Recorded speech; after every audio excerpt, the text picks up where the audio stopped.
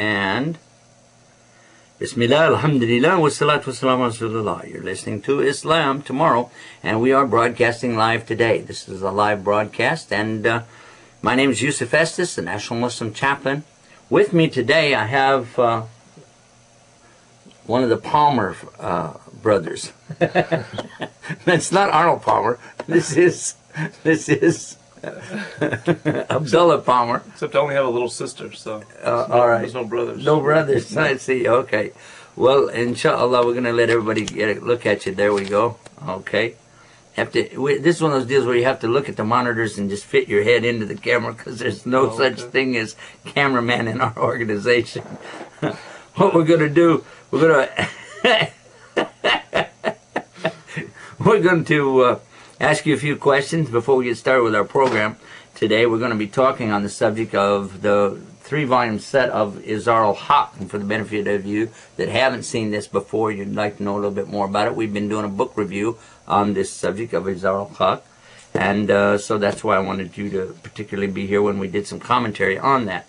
Inshallah. All right. Now, but to begin with, I'm going to ask you, Abdullah, what was your name before you came to Islam? My name was Donald. Donald. Yeah, I see. Yeah. Donald. How old were you when you entered Islam? When I entered Islam, let's see, I would have been about 22, I believe. So then you're how old now? 26. 4 years. You're a 4-year-old Muslim. Right. Oh, well, that makes you at least a toddler anyway, doesn't it? Alhamdulillah, alhamdulillah. So now what we want to do is find out a little bit about just the basic thing. You were in Christianity, so were you in a particular church? Yes, I was in a non-denominational church. We called ourselves the Church of Christ. There are many churches of Christ, but this was just yet another one. It's not to be confused really with the Mormons. They just consider themselves non-denominational. Okay. While you were there, did you get really interested in religion? I sure did. I mean, I was a Methodist before that, but then when I entered the church, I got baptized into it. I got very active, and then they made me the leader of the campus region for Northern Virginia. Really? Of the church, yeah. Well, let me ask you this question then. Did you have any particular activities that you did there with the church? Mainly like Christian dawah. Yeah. Mostly. I was also the discipler. What is? Okay, tell us what's a discipler. I've been waiting to ask you that question. I have it in my notes. I want to know, what's a discipler? Tell us. Okay. Basically, what a discipler does is they're the leader of a group of people. Okay. So to speak.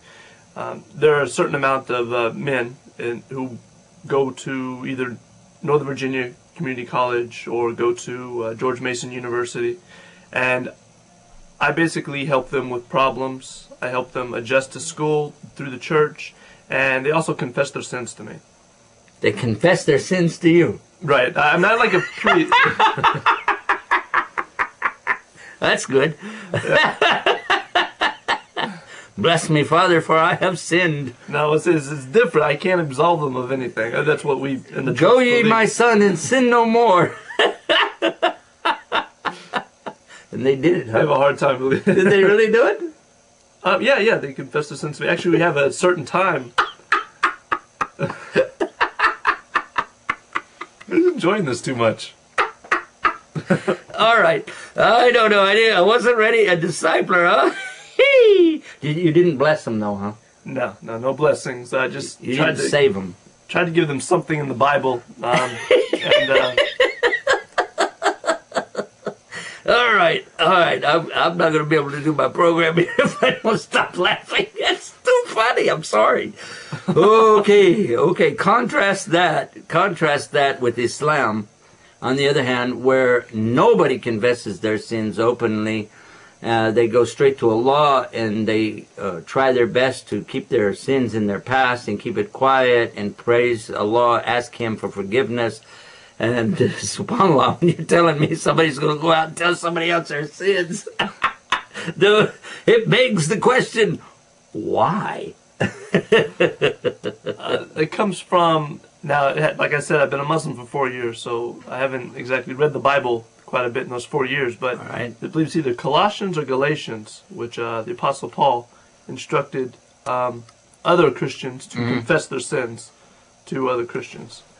And so, in this regard, we have a certain person, a discipler, who's set up to hear those sins and then to advise them and then also give them biblical, a biblical stance for how to fix the problem. All their sins? They're supposed to pretty much... Everything? Yeah, well, nobody can remember everything.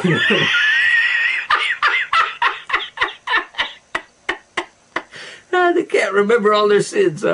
Oh, that's pretty good. You're listening to Islam Tomorrow. This is a live broadcast. And we're talking with Abdullah Palmer, a former Christian discipler from the Church of Christ. Yeah, there you go. I think I should have told you about this before the start of the show. Could have got it all out there.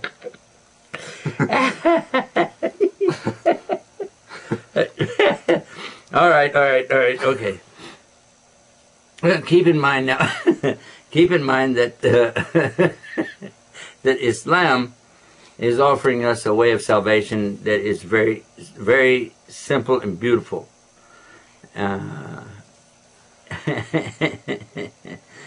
That when we want to confess sins, we do it to Allah. And with Allah, we tell Him. And I just can't imagine people coming to you and telling you, you know what, last week I stole a car, or I ripped somebody off, or I cheated a guy, or, I was looking at these girls I shouldn't have been looking at. All right, so, all right, discipler, huh? That's is there anything else you did as a discipler?